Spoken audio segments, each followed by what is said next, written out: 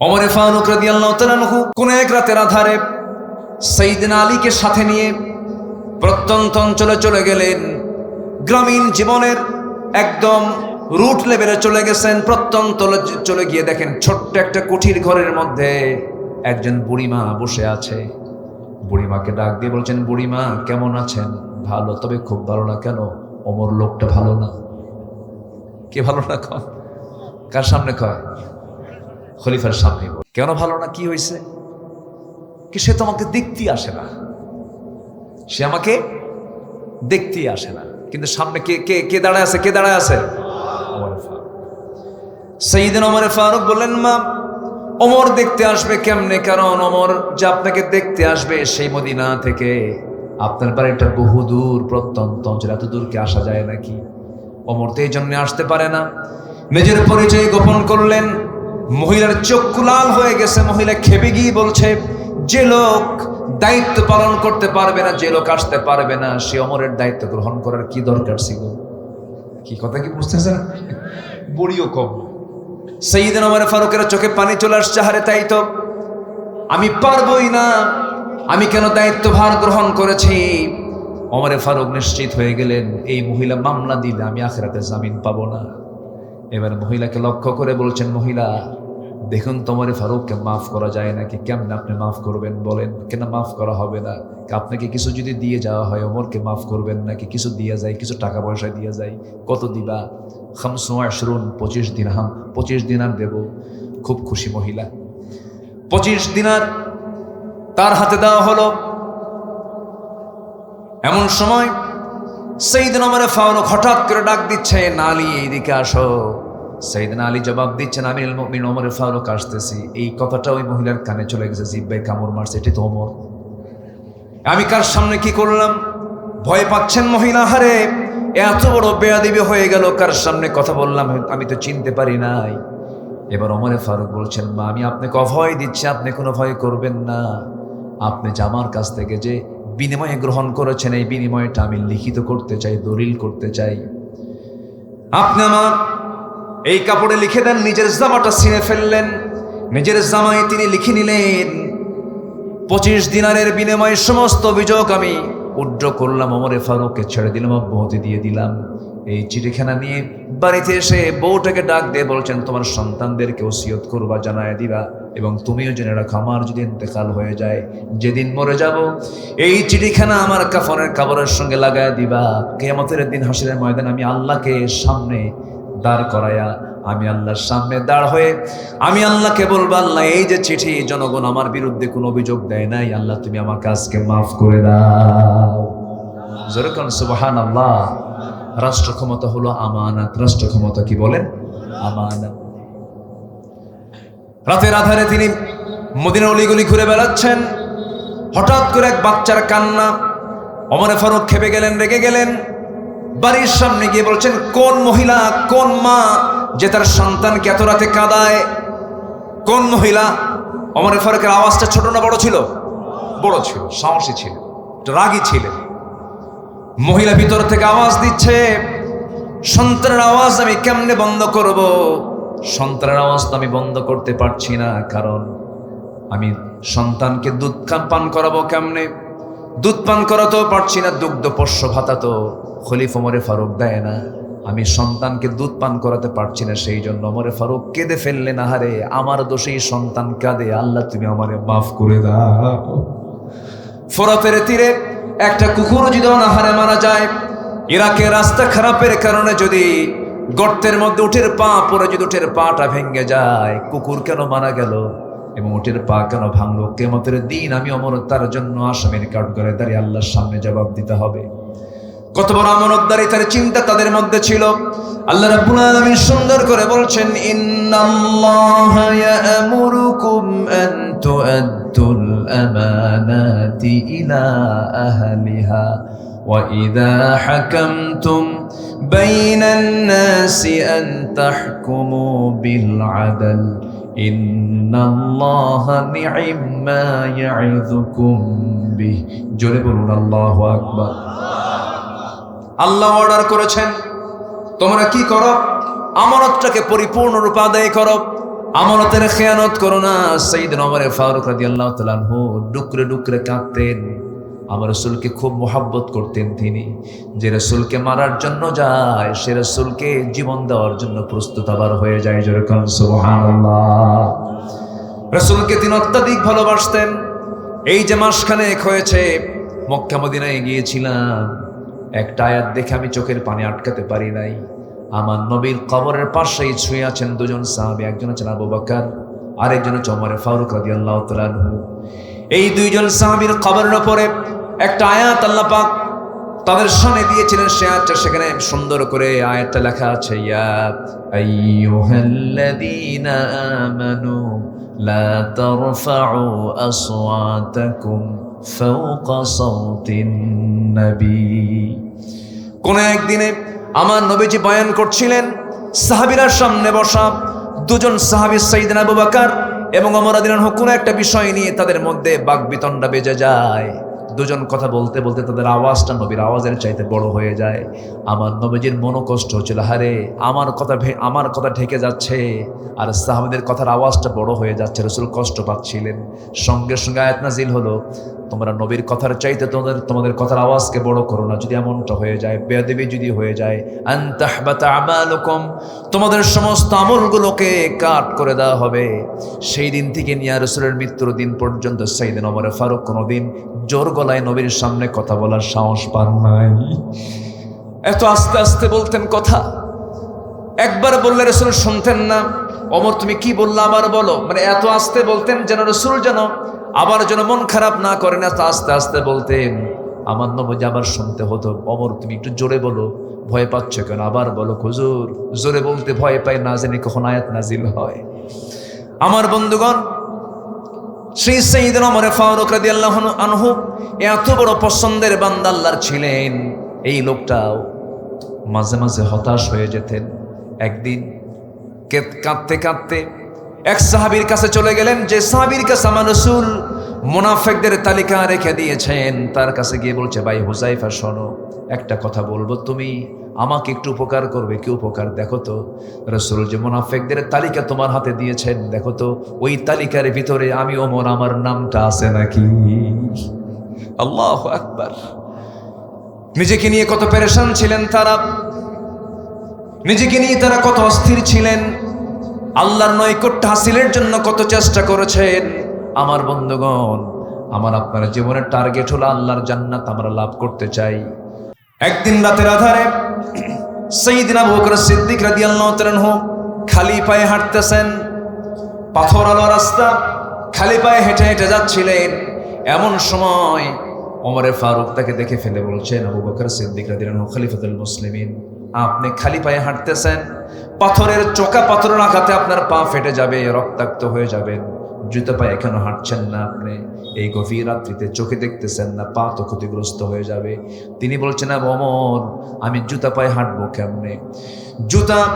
জুতার তলার সাথে পাথরের একটা আঘাত লাগবে, একটা বড় আওয়াজ সৃষ্টি হয়ে যাবে। সে আওয়াজে যদি এই গভীর রাতে যদি আমার জনগণের ঘুমের যদি কোনো ব্যাঘাত হয়ে যায়, কিয়ামতের দিন আমি আবু বকর আমাকে আসামির কাঠগড়ায় দাঁড়িয়ে তারা জবাবদিহি করা লাগবে। আল্লাহু আকবার বলবেন না? এই জন্য আমি খালি পায়ে হাঁটতেছি, আমার জনগণের যেন ঘুমের ব্যাঘাত না হয়। আর নেতা আসবেন ঢাকা থেকে নওগাঁ, 3 ঘন্টা হাইওয়ে বন্ধ, নেতার গাড়ির সামনে 50 পিছনে 50টা গাড়ি। আর ওমর ফারুক অর্ধ দুনিয়ার শাসনকর্তা, কেউ নাই, সামনেও নাই, পিছনেও নাই, একা ছোট্ট একটা ছড়ি নিয়ে গোটা রাজত্ব করেছেন, কাউকে লাগে নাই। আল্লাহু আকবার বলেন। দিলে ছিল কার ভয়? কার ভয় ছিল? আল্লাহর ভয়। একজন খাদেমকে সাথে নিয়ে তিনি উঠে চড়ে বের হয়েছেন, চলে গেছেন তিনি জেরুজালেমের উদ্দেশ্যে। তো সেই সময় একবার ওই খাদেম রশি টেনে তাকে নিয়ে যাচ্ছে। কিছুক্ষণ পর ওমর ফারুক বলছেন, এই খাদেমি, তুমি তোমার রশি ছাড়ো, আমি উঠ থেকে নামলাম। কেন? তুমি শুধু রশি টানবো, আমি রশি টানবো না? আমিরুল মুমিনিন, আপনি কি বলেন? এটা কি সম্ভব? আমি উঠে চড়বো আর আপনি লাগাম টানবেন, এটা কি হয়? তিনি বলছেন, তুমিও আল্লাহর গোলাম, আমিও আল্লাহর গোলাম, আমাকেও চলতে হবে, তোমাকেও চলতে হবে। কিয়ামতের দিন কি জবাব দেব? একবার আমাকে টানতে দাও, তুমি একবার টানো, দুজন সমান করে যায়। আল্লাহু আকবার বলা যাবে না ভাই? গন্তব্যে পৌঁছে গেছেন, যে রাষ্ট্রের মেহমান হয়ে গেছেন তারা তাকে অভিবাদন জানাচ্ছে। ওই সময় আল্লাহর কি কাম, উটের পিঠে যে চড়ে আছে ওটাই হলো খাদেম, আর লাগাম যে ধরে আছে ওটা হচ্ছে ওমর। কারণ সবাই সেলুট জানাচ্ছে, সবাই ওয়েলকাম জানাচ্ছে হলো ওই খাদেমকে। খাদেমকে আমি না, ও যে ওমর, ও যে রশি ধরে আছে। সুবহানাল্লাহ বলবেন না? কি ছিল তাদের সোনালী জীবন। রাষ্ট্রের পক্ষ থেকে মধু পেয়েছেন। কি পেয়েছেন বলেন তো? মধু, মধু, এক বোতল মধু। এক বোতল মধু নিয়ে বাড়িতে চলে আসলেন। বউটাকে ডাক দিয়ে বলেছেন, বউ আমার, জান্নাতের খাবার, জান্নাতের শরাব, জান্নাতের খাবার, এই মধু তোমার জন্য নিয়ে আসছে রাষ্ট্রের পক্ষ থেকে। একা নিতে পারবো না, 5টা ভাগ করতে হবে, প্রতিবেশী সহ খেতে হবে। ভাগ করো, 5 ভাগ করো, 1 ভাগ আমাদের, বাকি ভাগ প্রতিবেশী। স্ত্রী হাতে মধুর বোতল দিয়ে যখন বলেন ভাগ করো, ভাগ করতে শুরু করেছেন, তৎক্ষণাৎ বউটাকে আস্তে করে ডাক দিয়ে বলছেন, বউ আমার, রাগ করো না, তো আমি তোমাকে ভাগ করতে দেবো না, দাও বোতলটা দাও। বোতলটা নিয়ে চলে গেলেন প্রতিবেশীর ঘরে। প্রতিবেশীর ঘরে গিয়ে বলছেন, প্রতিবেশী, এই যে বোতল দিলাম মধুর, সমান 5টা ভাগে ভাগ করে আমাকে 1টা ভাগ দিয়ে বাকি 4 ভাগ তোমরা সমানভাবে নিয়ে নিবা। সেই মধুর যে অংশের 5 ভাগের 1 ভাগ অংশটুকু নিয়ে সেই বোতল, সেই মধুটা নিয়ে এবার স্ত্রীর সামনে চলে আসছেন। বলুন তো, কোন স্বামী যদি স্ত্রীর সামনে থেকে যদি এরকম করে মধুর বোতল ভাগের দায়িত্ব দেওয়ার পরও যদি আবার নিয়ে নেয়, কি মন কি একটু খারাপ হতে পারে নাকি? হ্যাঁ, লাগতে পারে। আপনাদের বউরা মনে হয় সবাই রাবেয়া বসছে মনে হয়, ভাবসাব তো খুব ভালোই মনে হচ্ছে। লাগতে পারে।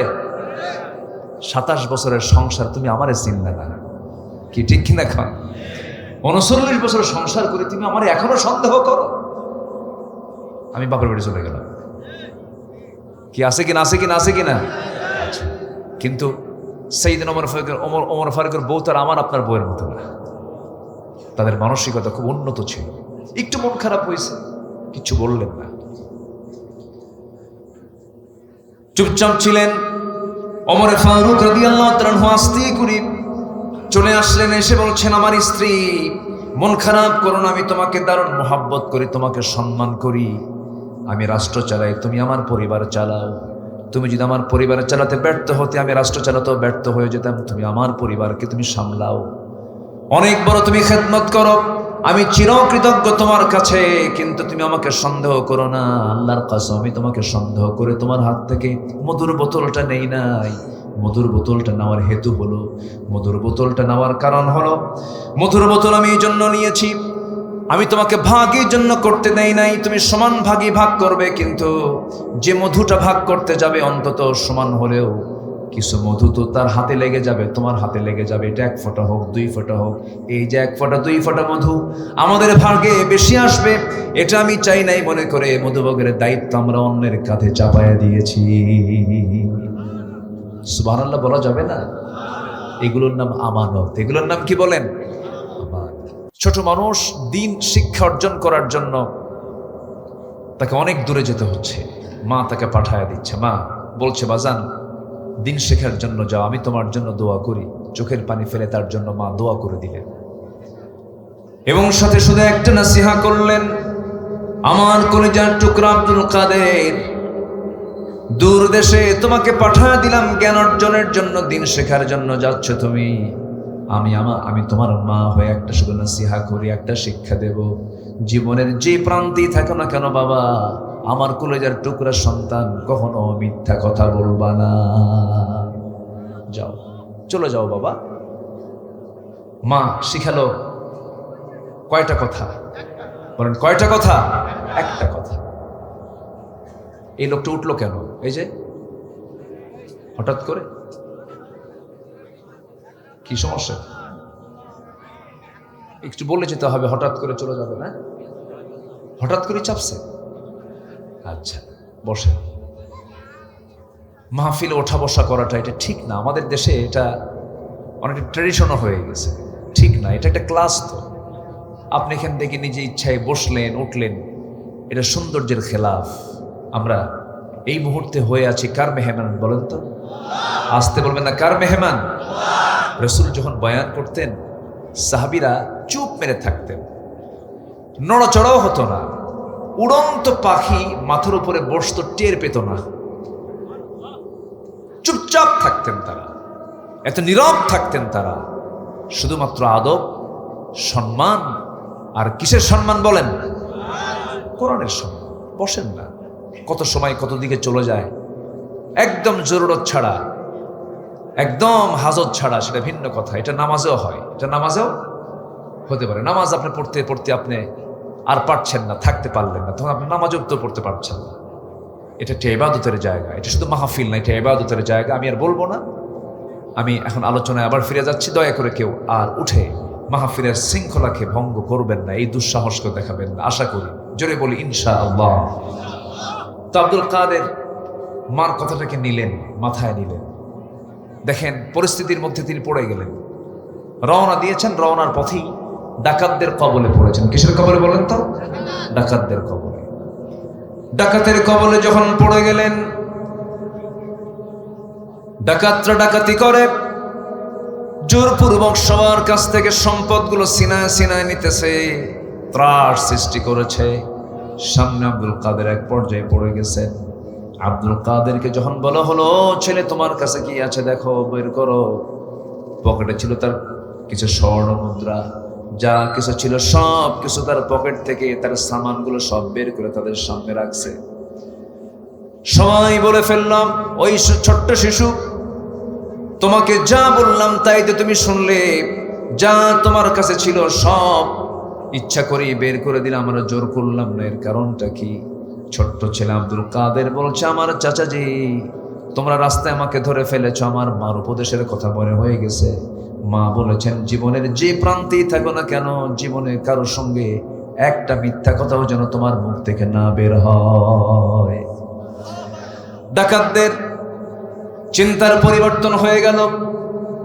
ডাকাতরা মনে করল, হারে এই ছোট্ট বাচ্চা আমাদেরকে বড় একটা শিক্ষা দিয়ে দিল।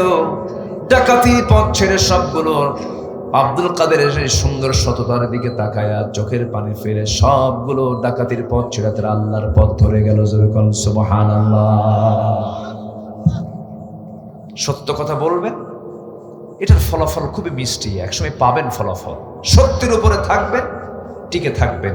মিথ্যা দিয়ে রাজত্ব করবেন, দেশ চালাবেন, দিল্লি গিয়ে পালায়া থাকবেন। ঠিক কিনা? আমরা কোথাও যাইনি, আমরা ছিলাম, আছি, থাকবো। আমাদের পালানোর জায়গা নাই, আমাদের আশ্রয়ের জায়গা একমাত্র আল্লাহ। আমাদের আশ্রয়ের জায়গা কে বলেন তো? কে কে? আমাদের লন্ডন লাগবে না, আমাদের দিল্লিও লাগবে না, আমরা বাংলাদেশেই থেকে যাব। জোরে বলি ইনশাআল্লাহ। আর জোরে বলি ইনশাআল্লাহ। কষ্ট পাচ্ছেন মনে হয়? আলোচনা চালাই। জি, খুব সুন্দর। এক নাম্বার কি? আমরা মিথ্যা কথা বলবো? মিথ্যা রাজনীতি এদেশে আছে না নাই? বলেন, মিথ্যা রাজনীতি আছে না নাই? আচ্ছা, মিথ্যার সঙ্গে আমরা নিজেকে জড়াবো না। মিথ্যা মানি জাহান্নামে যেতে হবে।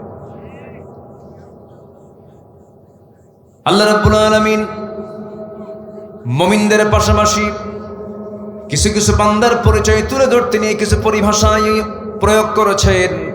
যেমন আল্লাহ পাক ফাসিক বলেছেন, আল্লাহ পাক জালিম বলেছেন, আল্লাহ পাক কাফের বলেছেন, আল্লাহ পাক মুনাফিক বলেছেন। এই সমস্ত বান্দাগুলো আমার মনে হয় বাংলাদেশে নাই। আসতে বলবেন না, ছেড়ে নাই। মুনাফিক কারা, ফাসিক কারা, কাফের কারা, একটু শুনে নেন। আমরা কি এগুলো হব না? ইমানদার হব। মিথ্যাবাদী না সত্যবাদী? সত্যবাদী হব। একটু কান লাগান, মনোযোগ দিয়ে শোনেন। মুনাফিক কারা? আল্লাহ রাব্বুল আলামিন বলেন, ইন্নাল মুনাফিকিনা লাকাযিবুন। নিঃসন্দেহে মুনাফিক তারাই যারা সব সময় যারা মিথ্যা কথা বলে, তারা হলো কি বলেন? মুনাফিক। এখন তো মনে হয় নগত মুনাফিক নাই, আছে? এখানে মুনাফিক আছে, মিছা কথা কয়। ভাই কাপড়টার দাম কত? এত ভাই আমি 200 টাকা দিই, কে তোমার কেনাই নাই, আছে কিনা? আছে কিনা বলেন?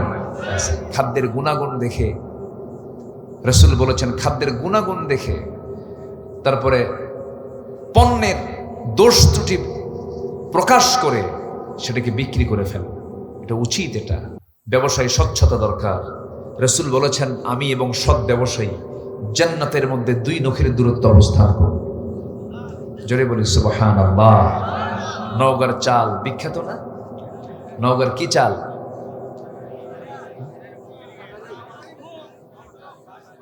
হ্যাঁ, কাঠারি। হ্যাঁ, তারপরে গন্ধ চালকে কি বলে জানো? আতপ চাল, চিনি গুঁড়া, ফেমাস। নওগাঁকে সবাই চেনে, বিখ্যাত আপনাদের এই মহাদেবপুরই তো প্রচুর চাতাল, এইদিকে অনেক চাতাল, অনেক কিছু। কিন্তু এই কাটারি ভাগের মধ্যে কিছু সাটারি ঢুকায়, আছে কি না? আছে, আছে। আল্লাহ শাটারিং দেবে, প্যাঁচ লাগানো যাবে না। কি সমস্যা? কোথায়? না না, ছেড়ে দিতে হবে না। আপনারা জানতো ও শেষই হয়ে গেল, আপনার আবার কি চালাবেন আপনারা? দেখেন তো কি করে, কি বসেন আপনারা, সব ভালো আপনারা। এই নামাজ পড়ছেন, এশার নামাজ পড়ছেন? এশার নামাজ একবারে কইছে হ্যাঁ, একবার কইছেন না। এখন এখানে ওয়াজ করতেছে হলো সততা নিয়ে, সত্যবাদিতা নিয়ে। বললাম নামাজ পড়ছেন? হ্যাঁ। এই পড়ছেন এশার নামাজ? না।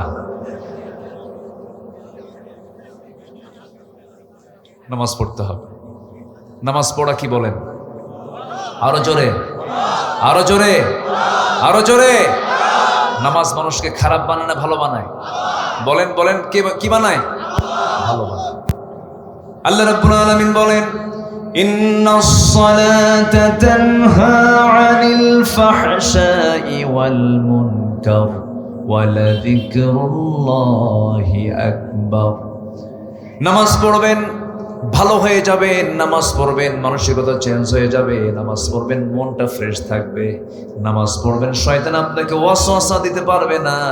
প্রত্যেক রাত্রে ফজরের পূর্বে, ফজরের ঠিক আগ দিয়ে, আজান হয় নাই তার একটু আগ দিয়ে হলো শ্রেষ্ঠ সময়, তাহাজ্জুদের সময়। ঠিক ওই সময়ে প্রত্যেকটা বান্দার কাছে শয়তান এসে বসে, তার শিওরে, তার মাথার কাছে এসে বসে। প্রত্যেকটা রাত প্রত্যেকটা বান্দার কানে কানে একদম শিওরের কাছে এসে বসে। 3টা গিট মারে। 3টা কি মারে? গিট মারে। গিট মারা পর্যন্ত এলাকায় কি বলে? গিরা মারে। নওগাঁর ভাষা খুব মজার ভাষা। খাসিন এরকম আছে, একটা টান মারে না? খুব সুন্দর, একটু টান মারেন আপনারা। ভাষার মধ্যে অনেক মজা আছে। আলহামদুলিল্লাহ বলেন।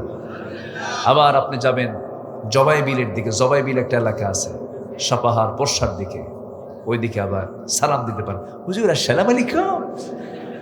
এটা টান মারে। হ্যাঁ, এটা টান মেরে আরেকটা ভাষা সেখানে রয়ে গেছে। আবার আপনি নওগাঁর ওপারে দুপচাচিয়ার দিকে যাবেন, আরেকটা ভাষা পাবেন। আবার জয়পুরহাটে যাবেন, আরেকটা ভাষা পাবেন। চলে যাবেন রংপুরের দিকে, ওরা রংপুর বলে না, বলে অংপুর। হয় না। এই ভাষাগুলো কে দিয়েছেন বলেন তো? আসতে বলবেন না, কে দিয়েছেন? কে দিয়েছেন? আল্লাহ দিয়েছেন। খুব সুন্দর ভাষা আপনারা কথা বলেন। নামাজ মানুষকে ভালো বানায়। সবাই নামাজ পড়তে রাজি আছেন তো ইনশাআল্লাহ? কয় ওয়াক্ত নামাজ? 5 ওয়াক্ত নামাজ। 54 বছর হলো দেশের বয়স।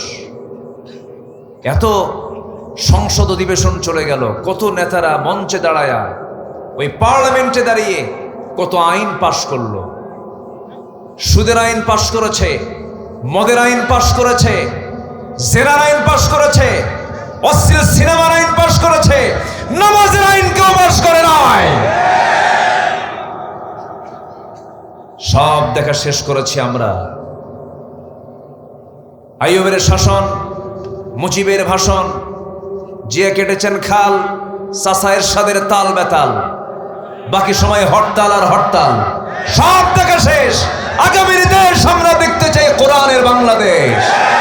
রাজি আছেন কারা কারা? হাত উঁচু করে দেখান মুসলমান।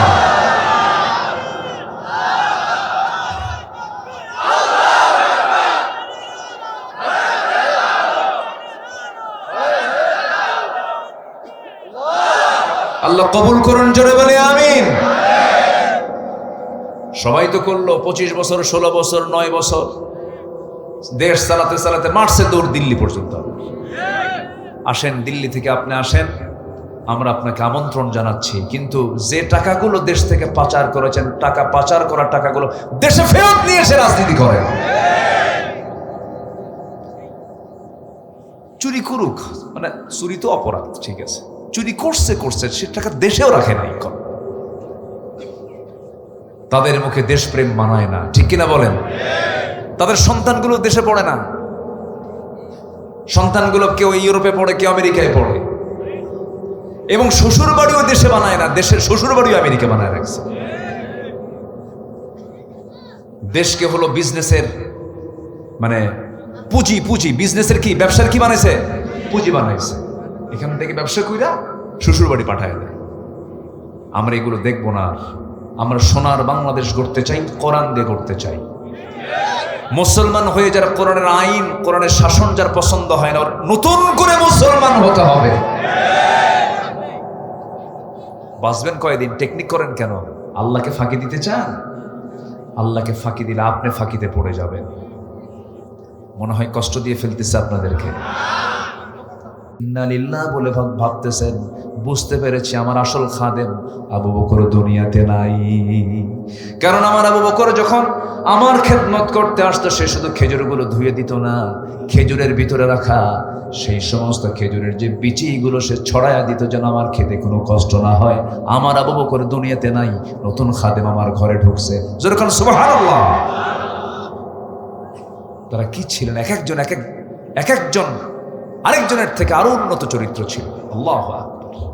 মহিলা বুঝতে পেরেছেন যে আমার আবু বকর চলে গেছে। আমার আবু বকর খেজুরটা শুধু ধুয়ে দিত না, বিচি শুদ্ধ আলাদা করে দিত। আল্লাহু আকবার।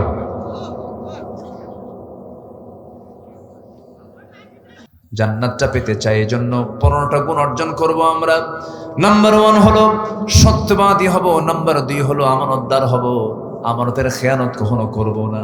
বোনের সম্পত্তি বোন পাবে, কোনো কথা নাই, বোনকে ডাক দিয়ে বলবো, বোন সম্পদটা নিয়ে যা, তোর সম্পত্তি বুঝে নে। কিন্তু নওগাঁ জেলায় মনে হয় না এমন, যুগের পর যুগ চলে যায়, ভাই বোনকে সম্পদ বুঝায় দেয় না, এমন ভাই তো বুঝি নওগাঁ জেলায় নাই। আসতে বলবেন না, আছে না নাই? আছে আছে আছে আছে। এটা হওয়া যাবে না, সম্পূর্ণ আমানতের খেয়ানত হয়ে যাবে।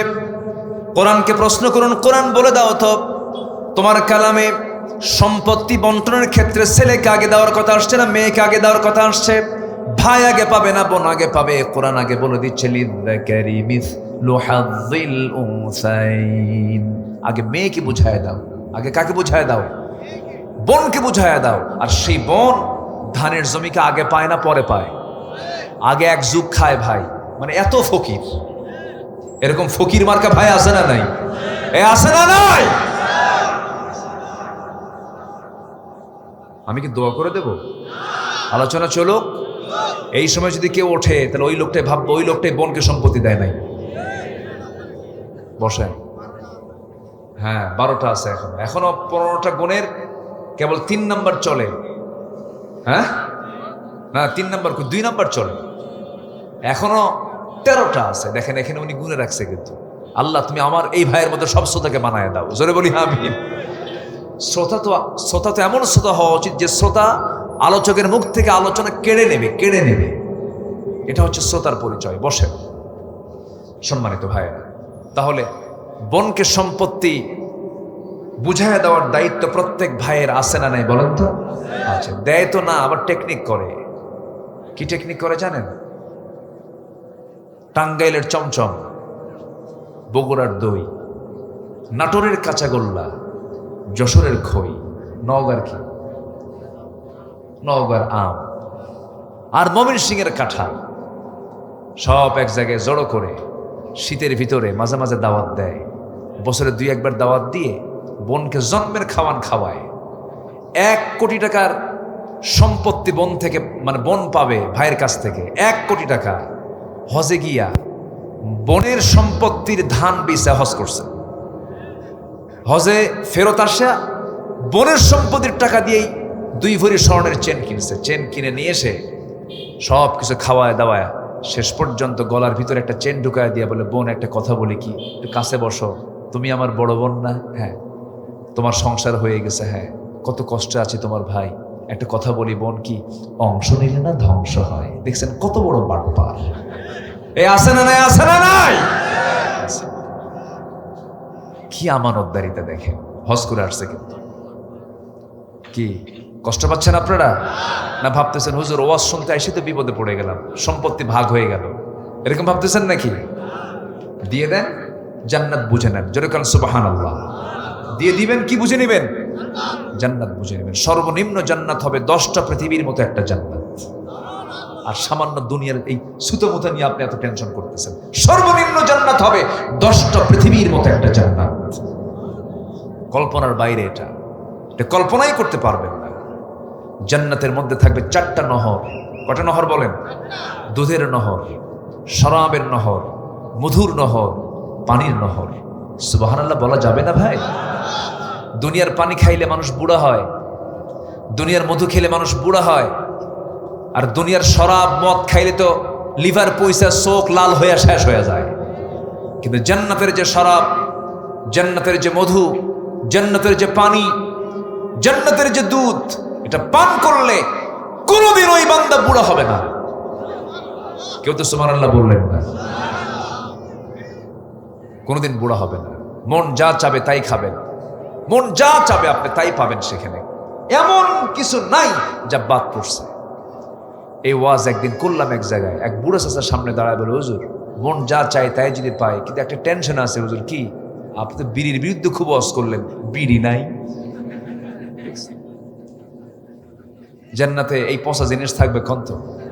যে বিড়ি খায় তার গন্ধ কেমন লাগে বলেন তো? হ্যাঁ, দুর্গন্ধ কার কাছে? যে বিড়ি খায় না। আর যে বিড়ি খায় তার কাছে মনে হয় জান্নাতের রুহানি ফায়াজ পাচ্ছে।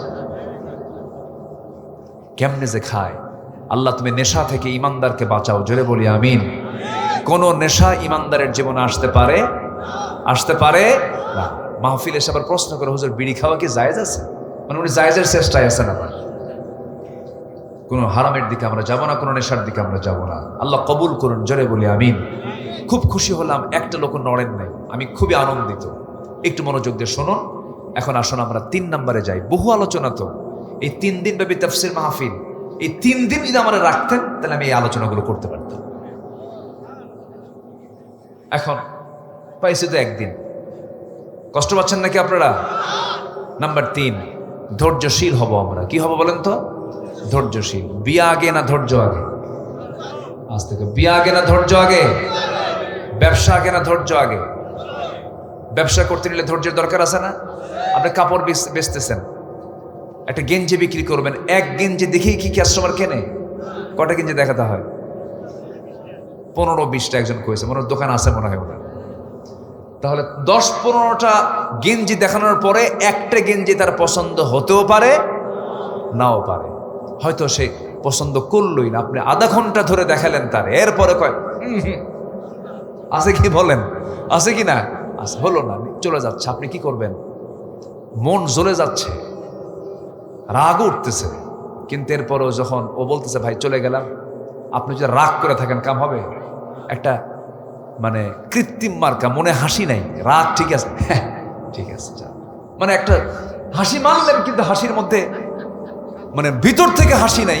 ও তো কিনলো না, কিন্তু আপনার এই অভিনয় করতেই হবে, নচেত ব্যবসা হবে। ধৈর্য। কি হাসি? ও ঠোঁটের হাসি। দেখছেন? আমি দেখেন কি সুন্দর ভাষা বলে ফেলছি, আলহামদুলিল্লাহ। ঠোঁটের হাসি, মনের হাসি না। কিসের হাসি? ঠোঁটের হাসি। দেখেন মুরব্বীদের কথাগুলো কত সুন্দর, এক সুন্দর একটা ভাষা বলে ফেলছেন, ঠোঁটের হাসি। আপনাকে দিয়ে তাকে বিদায় করতে হবে। আর যদি এরকম না করে 15-20টা কাপড় দেখানোর পরে সে একটাও নেয় নাই, নে কি কথা বোঝেন না? এই যে বাইন্দা নেবো, বাইন্দা বাইন্দা পিটবো, কিন্তু এতক্ষণ ধরে তুই আমার দেখালে কেন? কি কথা বোঝেন না আপনি? দেখলে কেন?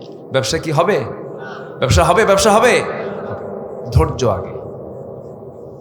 কাস্টমারকে আকৃষ্ট করার জন্য ধৈর্যের পরিচয় দিলে পরে আপনি দোকানদার হতে পারবেন। আপনাকে বহু ভাষায় কথা বলবে, কথা হজম করতে পারলে আপনি ব্যবসা করতে পারবেন। আবার বাড়ির যে বউ আছে, বউটা সোজা হারে না বাঁকা হারে? আস্তে সোজা হারে না বাঁকা হারে? আল্লাহ পাক পুরুষকে করেছেন সোজা হাড়, মেয়েদেরকে করেছেন বাঁকা হাড়। মেয়েরা একটু বাঁকা প্রবণ হয়, আল্লাহ পাক তাদেরকে বাঁকা করে সৃষ্টি করেছেন। আল্লাহ পাক যে ভালো জানেন তিনি এটা কোন রহস্যে রেখেছেন। মেয়েরা তো অনেক ভালো হয়, তারা অনেক ভালো মানুষ। আপনি তাদেরকে যত প্রশংসা করবেন তারা তত খুশি হয়, আর পুরুষকে যত প্রশংসা করবেন পুরুষ বলবে মতলব কি, এত প্রশংসা করে কেন? কথা বলছেন না? আল্লাহকে একটা জাতকে এক এক রকম করেছেন। এখন বিয়ে করলেন, ধৈর্য নাই, বউ টিকবে না। এখন প্রশ্ন করব আমি, বলুন তো বিয়ে আগে না ধৈর্য আগে? বিয়ে আগে না ধৈর্য আগে? ধৈর্য আগে। সেই দিন একজন মহিলা ফোন দিয়ে আমাকে বলে, হুজুর আমার স্বামী সকালেও তালাক দেয়, বিকেলেও তালাক দেয়, আমি কি আসি না নাই? কি কথা কি বুঝতেছেন? তালাক মানে সকালেও দেয়, বিকেলে তালাক। কি আর এত দেওয়া লাগে? প্রত্যেক দিন তালাক দেয়, প্রত্যেক দিন। কিছু হলেই তালাক মানে। এরকম জাতীয় কিছু পুরুষ আছেই, কিন্তু এই আছে না নাই বলেন তো? আছে না নাই? কিছু হলেই তালাক মানে। এই জাতীয় চরিত্র যাদের, আমি আমার ভাষায় বলবো, বাঁশ গাছের যে ডাল, ওটা কি এলাকায় কি বলে?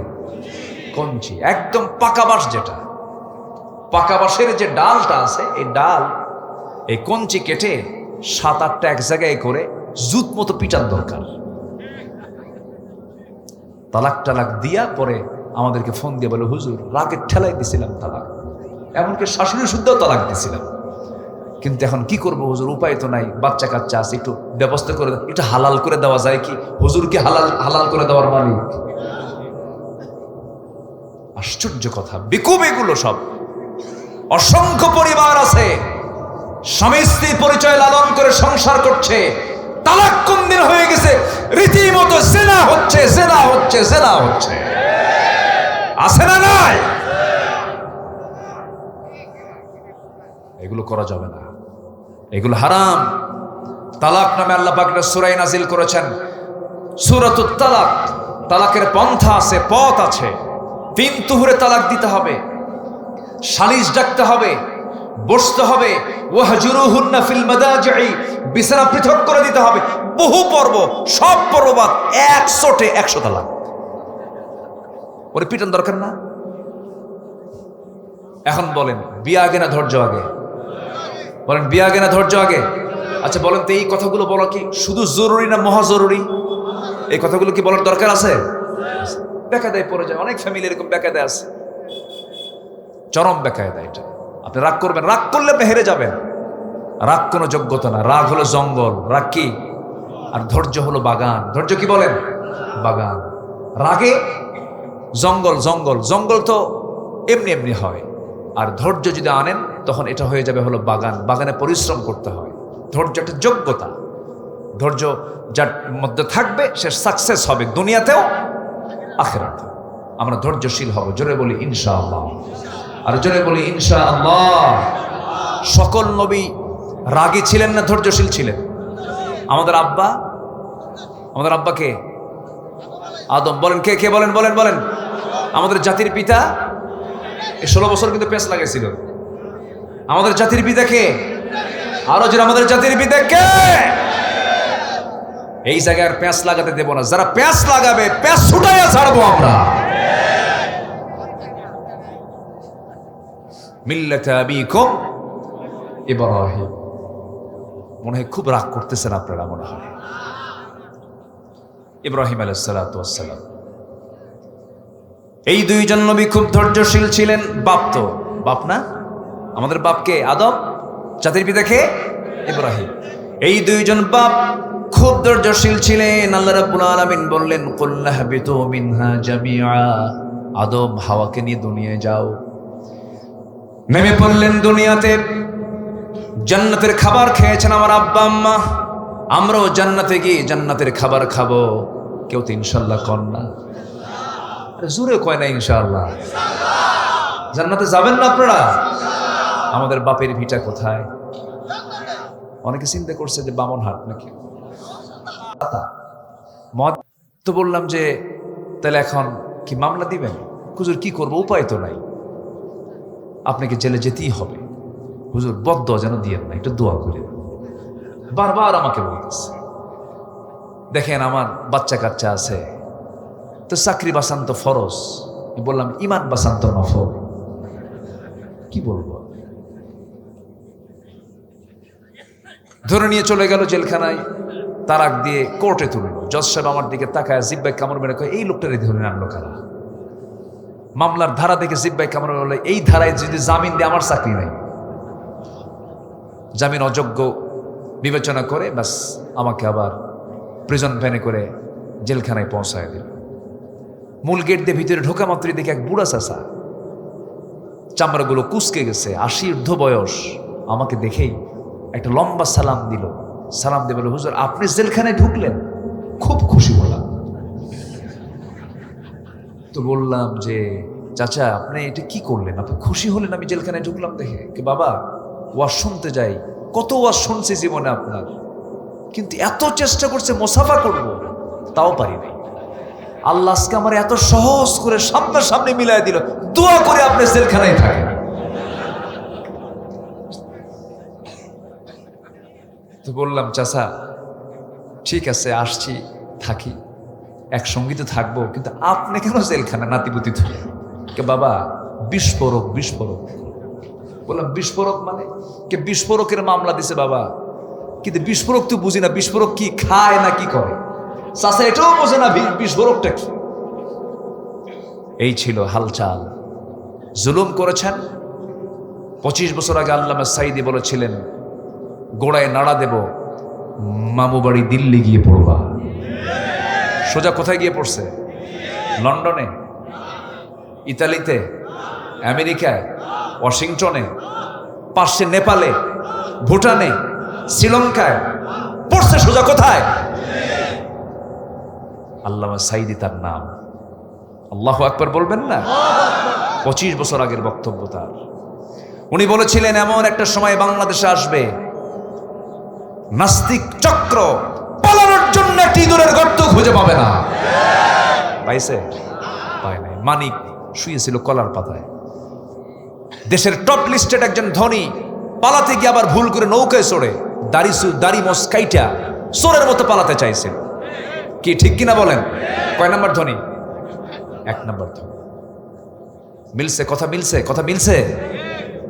এটাই বাস্তবতা। জুলুম করা যাবে না। জুলুম যেখানেই হোক না কেন, আপনার স্বামী বইয়ের প্রতি জুলুম করছেন, আল্লাহ আপনাকে ছাড়বেন না। আপনি স্ত্রী স্বামীর প্রতি জুলুম করছেন, আল্লাহ আপনাকে ছাড়বেন না। আপনি ইমাম মুসল্লিকে কষ্ট দিচ্ছেন, আপনি আল্লাহ পাক ছাড়বেন না। মুসল্লি হয়ে ইমামকে টর্চার করছেন, আল্লাহ আপনাকে ছাড়বেন না। কোন জায়গায় জুলুম করা যাবে? জুলুম করা যাবে? তাহলে ধৈর্যশীল আমরা হব। ধৈর্য আছে যার, বিজয় আছে তার। ধৈর্যশীল আমরা হব। তবে একজন নবী একটু রাগী ছিলেন। সেই নবীর নামটা কি বলেন তো? বাড়ি কি আশেপাশে নাকি? চটাল নবী। কি নবী বলেন তো? চটাল। খুব রাগী নবী ছিলেন। এমন রাগ তার মধ্যে ছিল, রাগের ঠেলায় মাঝে মাঝে মাথার চুলগুলো খাড়া হয়ে টুপি ভেদ করে বের হয়ে যেত। খুব রাগী মানুষ ছিলেন। ছিলেন লোকটা তোতলা। কি ছিলেন? তোতলা ছিলেন। প্রথম দিকে তোতলা ছিলেন, আল্লাহ রাব্বুল আলামিন তার তোতলামি ছেড়ে দিয়েছিলেন। তিনি সুস্থ হয়েছিলেন, আল্লাহর কাছে চেয়েছিলেন, আল্লাহ তুমি আমার জিহ্বাকে সোজা করে দাও। রব্বিশ রাহলি সদরি ওয়া ইয়াসসিরলি আমরি। এরকম করে তিনি দোয়া করেছিলেন। যারা তোতলা হয় তারা রাগী হয়। এই লোকটা, এই নবী একটু অন্য নবী থেকে সচরাচর একটু ভিন্ন ছিলেন। কোন নবীর সঙ্গে আল্লাহ রাব্বুল আলামিন ডাইরেক্ট কথা বলেন নাই, জিবরিল মারফত কথা বলেছেন। কিন্তু আল্লাহ একজন নবীর সঙ্গে ডাইরেক্ট বাক্যালাপ করেছেন। সেই নবীর নামটা কি বলুন? ওয়া কাল্লামাল্লাহু মূসা তাকলিমা। ডাইরেক্ট বাক্যালাপ করেছেন। একদিন কথা বলতে বলতে মুসা বলছেন, আল্লাহ একটা কথা বলি, সারা জীবন তো অডিও কলে কথা বললাম, আজকে ভিডিও কলে কথা বলবো। কি কলে কথা বলবো? Video call. আল্লাহ বলছে, ও মুসা তোমার অপশনে যে দেখো ভিডিও কল নাই, শুধু অডিও কল আছে। আল্লাহ চেষ্টা করব। আল্লাহ বললেন তারানি, আমাকে দেখতে পাবে না। না আমি চেষ্টা করি। আল্লাহ বলছেন তুর পাহাড়ে আসো, ওয়াত্তিন ওয়াজ্জাইতুনি ওয়া তুরি সিনিন ওয়া হাযাল বালাদিল আমিন। তুর পাহাড়ে চলে আসো। মুসা মুসকি মুসকি হাসি মেরে বলছে, আল্লাহ তুমি এত দূরের পাহাড়ের নাম নিলা, আমার আশেপাশে এত পাহাড় আছে, 800 মাইল দূরের পাহাড়ের নাম নিলা, আমি মুসাও কম না, আমি তোমাকে দেখতে দৌড় মেরে হলেও সেখানেই যাব। আমার বন্ধুগণ, আল্লাহকে দেখতে পেলেন না, কারণ এই চর্মচক্ষু দিয়ে আল্লাহকে দেখার কোনো ক্ষমতা আমাদের এই জাগতিক জীবনে নেই। তবে আল্লাহকে আমরা দেখবো তৃপ্তি ভরে জান্নাতের মধ্যে। জোরে বলি ইনশাআল্লাহ। আল্লাহ কার মতো? আল্লাহ আল্লাহর মতো। কি সুন্দর করে জবাব দিয়েছেন একজন, আল্লাহ তার আল্লাহর মতো। জোরে করে আল্লাহু আকবার বলেন। আমরা জান্নাতে গিয়ে তাকে দেখতে চাই। আল্লাহু আকবার। আল্লাহ কবুল করুন। জোরে বলি আমিন। আমার বন্ধুগণ, এই মুসা আলাইহিস সালাতু ওয়াস সালামের প্রচন্ড রাগ ছিল। হঠাৎ করে একদিন তার সামনে একজন বেয়াদব বেয়াদবি করতেছে। বারবার বলছেন তুমি বেয়াদবি করো কেন? বারবার বেয়াদবির মাত্রা আরো বেরিয়ে চলছে। হাতটা আস্তে করে বের করে দিলেন শাসন করার জন্য। তার গালে চপাটাঘাত করলেন, থাপ্পড় মারলেন। এক থাপ্পড় মারছেন, শেষ না হতেই লোকটা জমিনে পড়েই সঙ্গে সঙ্গে মারা গেল। থাপ্পড় মারাও সারা, মরে যাওয়া সারা। যখন মরে গেছে আল্লাহকে বলছে, আল্লাহ দোষ কিন্তু আমার না, নিয়ত ছিল শাসনের জন্য, বেয়াদবি করতেছে, ভালো হ, কিন্তু এমন ভালো হলো মরে গেল, মার্ডার কেসের আসামি তুমি আল্লাহ নিজে। কারা দোষ দেয়? আল্লাহ বলছে, মুসা শোনো, তোমার বিরুদ্ধে ফেরাউন হত্যার হুলিয়া জারি করেছে, আর টিকতে পারবে না, তুমি এখন এখান থেকে বের হয়ে যাও, হিজরত করো। কারণ আমার প্রিয় বান্দা দুনিয়াতে আরো এসেছে, তারা কেউ টিকতে পারে নাই, মাতৃভূমি ছাড়তে হয়েছে। আমার নবীও মাতৃভূমি ছেড়েছেন, মক্কা থেকে কোথায় গেছেন? মদিনা চলে গেছেন। দেশের মানুষ তাকে সম্মান করতে শেখে নাই, তাকে মেরে ফেলার সিদ্ধান্ত নিয়েছিল। তোমাকেও মরার, তুমি মুসা তোমাকে মেরে ফেলার সিদ্ধান্ত নিয়েছে। আল্লাহ বলছেন তুমি দেশ থেকে চলে যাও, দেশ থেকে বের হয়ে যাও। সেখান থেকে রওনা করলেন, মাদিয়ান নামক এলাকায় চলে গেলেন। খাবার নাই, তৃষ্ণা, পানি, যন্ত্রণা, ছটফট করছিলেন। কূপের ধারে গেলেন, কূপ থেকে পানি তুললেন, পান করলেন, তৃষ্ণা নিবারণ করলেন। কেউ তাকে চিনে না, আশেপাশের লোকজন কেউ তাকে বুঝে না, চিনতে পারছে না। হঠাৎ করে দূর থেকে লক্ষ্য করে দেখেন দুজন মহিলা হাতে বালতি করে পানি তোলার জন্য কূপের ধারে আসছে, দাঁড়ায় আছে, কূপ থেকে পানি নেয় না। এবার মুসা বলছেন, ও মহিলা দাঁড়ায় আসো কেন? কূপ থেকে পানি নিয়ে চলে যাও, সন্ধ্যার পরে তো তোমাদের কষ্ট হবে, সন্ধ্যার পরে মেয়েরা বাইরে থাকতে নেই। এবার দুই মহিলা বলছে, কেমন করে আমরা ওই কূপ থেকে পানি তুলবো? কারণ ঢাকনার যে ওজন, সেই ঢাকনা টান দেওয়ার মতো শক্তি আমাদের নাই, কারণ ঢাকনা টান দিতে 7 থেকে 8 জন যুবকের প্রয়োজন হয়। মুসা ভাবতেছেন মহিলা বেচারি বেকায়দায় আছে, দেখি একটু সাহায্য করা যায় কিনা। এবার বলছেন, বালতিটা হাতে দাও। বালতি হাতের মধ্যে নিলেন, কূপের ধারে চলে গেলেন, ঢাকনা টান দিলেন, বাম হাত দিয়ে ধরলেন, সিটকে পড়ে গেল 14 হাত দূরে। দুই মহিলা মনে মনে এটা মানুষ না অন্য কিছু। 7 পুরুষের শক্তি একসাথে, এত শক্তিশালী যুবক তো জীবনে আমরা দেখি নাই। বালতি ভরে পানি তুলে নিয়ে এবার বলছেন, যাও সোজা বাড়িতে চলে যাও, পাঠায় দিলেন। বাপ বুড়া মানুষ বলছে, ও আমার কলেজার টুকরা সন্তান, প্রত্যেক দিন সন্ধ্যা হয়ে যায়, অন্ধকার হয়ে যায়, এত দ্রুত আজকে কেমন করে আসলে? এত দ্রুত তোমরা আজকে কেমন করে পানি নিয়ে আসলে? এবার বলছে, আব্বা কাফিউন আজিজ, শক্তিশালী এক যুবকের সন্ধান পেলাম, ঢাকনায় হাত দিল, সিটকে পড়ে গেল, প্রচুর শক্তি, সে আমাদেরকে সহযোগিতা করেছে। এবার বৃদ্ধ পিতা বলছে, ও আমার কলেজার টুকরা বড় মেয়ে, কালকে যাবে আমার পক্ষ থেকে আমার সালাম জানায় বলবে, আবুনা শাইখুন কাবীর, আমাদের বাপ বুড়া মানুষ, ভালো করে চোখে দেখেন না, তিনি আপনাকে দাওয়াত দিয়েছেন, আমার পক্ষ থেকে তাকে দাওয়াত দেবে, সে চলে আসবে। পরের দিন মেয়ে চলে গেছে। এবার বলতেছে, ও যুবক, আব্বা যেন আপনাকে সালাম জানিয়েছেন, আমাদের বাড়িতে আপনারা দাওয়াত, আপনি আসবেন নাকি? উনি মনে মনে ভাবতেছেন, আল্লাহ কি সুন্দর ব্যবস্থা করে দিলা, এখানে কেউ চেনে না, একটা বাড়ি ঘর চিনলে তো ভালোই হয়, যাব, কিন্তু যাব কেমনে? মহিলা বাড়ি তো চিনি না। এবার মহিলা বলছে, চেনার দরকার না, আমি তো আপনাকে নিতে এসেছি, আমি সামনে সামনে চলবো, আপনি আমার পিছে পিছে আসবেন। মুসা আলাইহিস সালামের মেজাজ গরম হয়ে গেছে, রাগ তখন কমে নাই, খেপে গেছেন। হঠাৎ করে খেপে বলছে, এই মহিলা, তুমি আমাকে কি পুরুষ মনে করো? তুমি মহিলার সামনে সামনে হাঁটবো, আমি পুরুষ পিছে পিছে হাঁটবো নাকি? এমন পুরুষকে আমি নাকি? আমি পুরুষ তো এমন নই, নারীকে সামনে দিয়ে দেব, নারীর সৌন্দর্য আমার চোখে ধরা পড়বে, আমার চোখের গুনাহ হয়ে যাবে, না না, আমি সামনে চলবো, তুমি আমার পিছে পিছে চলবে। এই 16 বছর এই জাতি ছিল পুরুষের পিছে না নারীর পিছে? কিসের পিছে ছিল?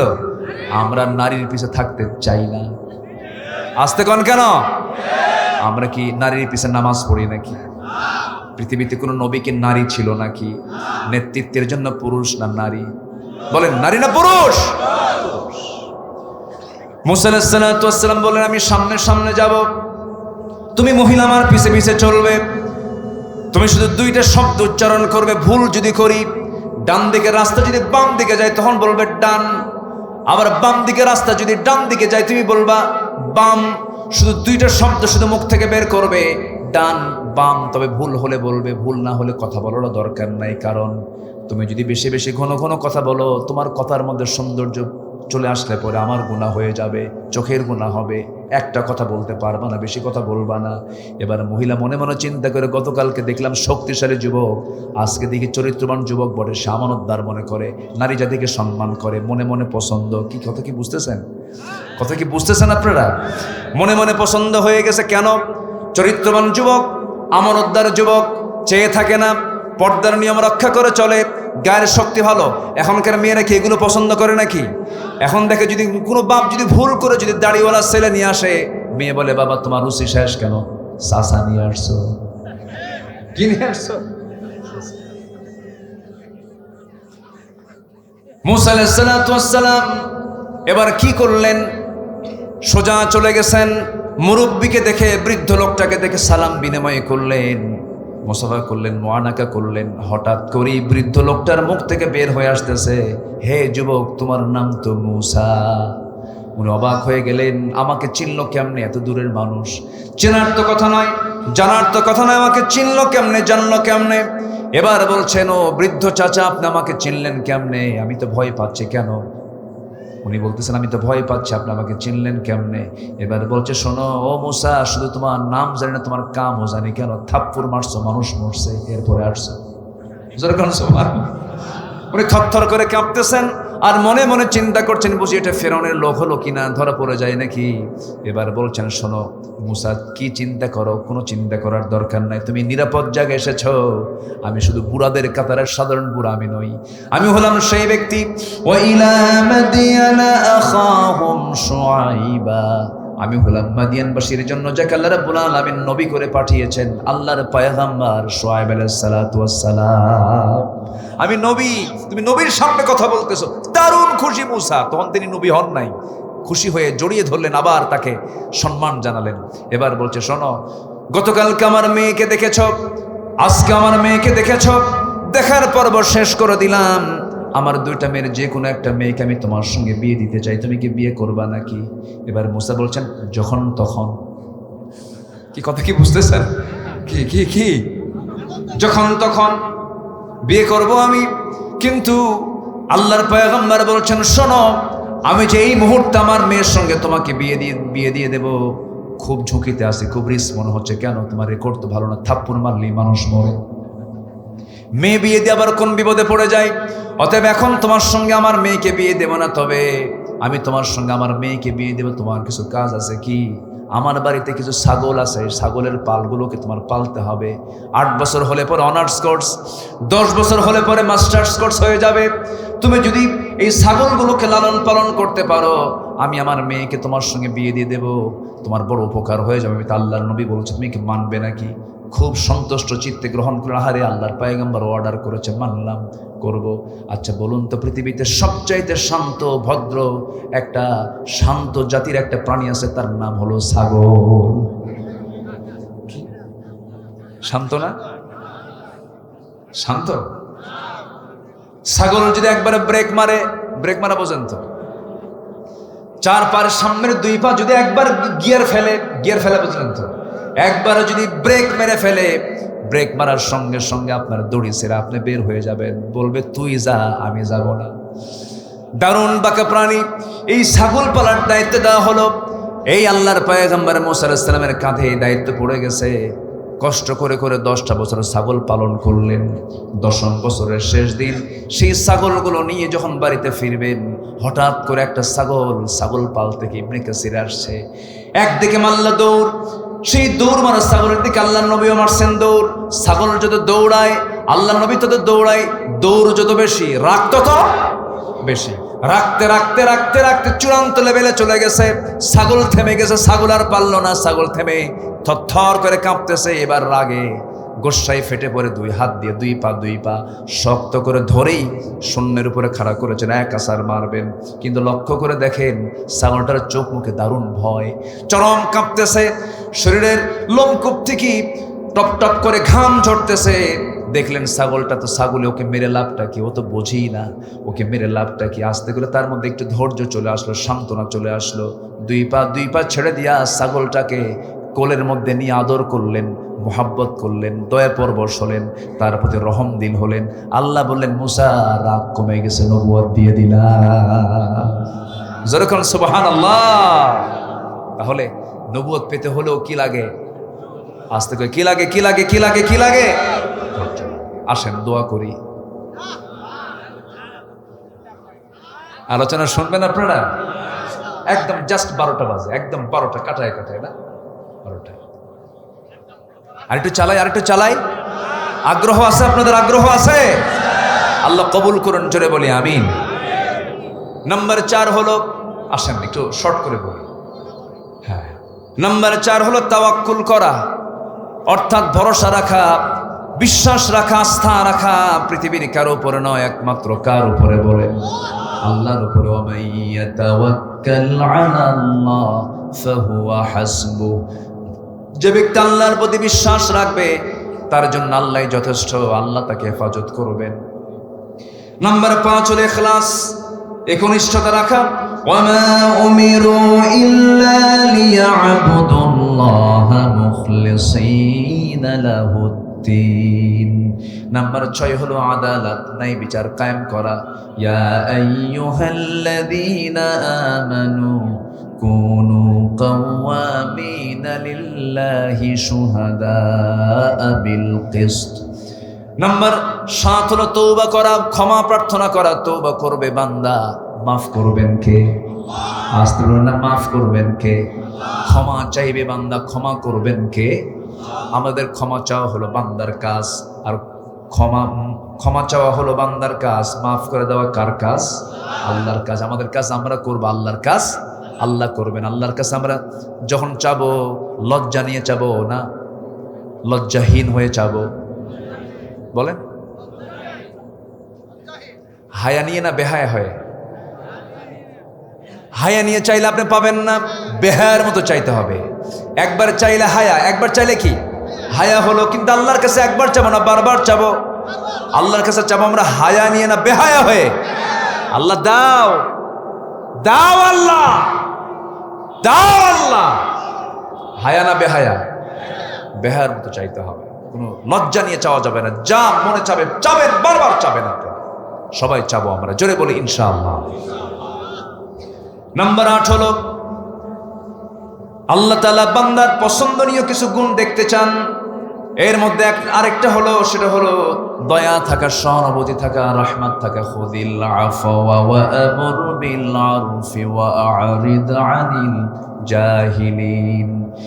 নাম্বার 9 হলো তাওয়াদু, নম্রতা। আল্লাহর যারা বান্দা হবে উগ্র হবে না, অহংকারী হবে না। ওয়া ইবাদুর রাহমানিল্লাযীনা ইয়ামশুনা আলাল আরদি হাওনা ওয়া ইযা খাতাবাহুমুল জাহিলুনা ক্বালু সালামা। নাম্বার 10 হলো শুকর, শুকরিয়া আদায় করা, কৃতজ্ঞ হওয়া।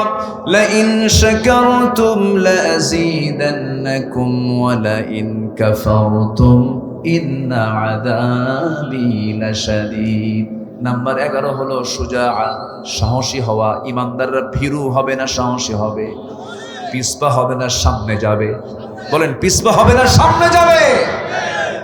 ইউকতাল আও ইয়াগলিব ফাসাউফা নু'তিহি আজরান আযীমা। অনেক লম্বা লম্বা ব্যাখ্যা ছিল। নাম্বার 12 হলো নেক কাজের আদেশ দেওয়া, মন্দ কাজ থেকে বিরত রাখা। আল্লাহ রাব্বুল আলামিন বলেন, কুনতুম খায়রা উম্মাতিন উখরিজাত লিন-নাসি তা'মুরুনা বিল মা'রুফি ওয়া তানহাউনা 'আনিল মুনকার। নাম্বার 13 হলো বিশ্বাসযোগ্যতা অর্জন করা। والذين هم لأماناتهم وعهدهم راعون। নাম্বার 14 হলো নিষ্ঠাবান হওয়া। যে কোনো কাজে নিষ্ঠার সাথে দায়িত্ব পালন করা, অবহেলা না করা। আল্লাহ রাব্বুল আলামিন সুন্দর করে বান্দাকে বলছেন, বান্দারে আমি কেন তোমাকে দুনিয়াতে পাঠিয়েছি? আল্লাযী খালাকাল মাউতা ওয়াল হায়াতা লিয়াবলুয়াকুম আইয়ুকুম আহসানু আমালা। সর্বশেষ যে গুণটা সেটা হলো সহনশীল হওয়া। আল্লাহ তাআলা সহনশীল, আল্লাহ হালিম। আল্লাহ কি? হালিম। হালিম বলেন তো আল্লাহ কি বলেন?